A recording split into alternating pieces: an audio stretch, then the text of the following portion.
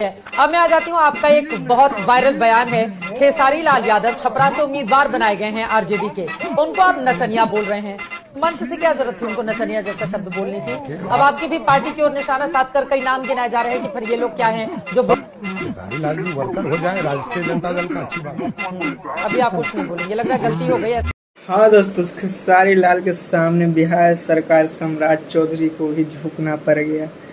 खेसारी लाल के चुनाव टाइम में बोला था सम्राट चौधरी नचनिया है, तब मनोज तिवारी, निरहुआ और पवन और सब अकेले खेसारी भैया ने देख लिया था। इस पर सम्राट चौधरी से सवाल पूछा गया तो सम्राट चौधरी का मुंह हो गया बंद। क्योंकि खेसारी लाल के सामने बिहार सरकार का भी झुकना पड़ता है। कुछ नहीं है, जितना अगर खेसारी भैया स्टेट जाएगा ना रैली में, उतना भी खेसारी भैया के रैली में रहेगा, उतना सम्राट चौधरी का रैली में भी नहीं रहेगा। इसलिए बोल रहे हैं नमवे काफ़ी बात। आप लोग का वीडियो अगर अच्छा लगा हो ना तो लाइक, शेयर और फॉलो जरूर कीजिए।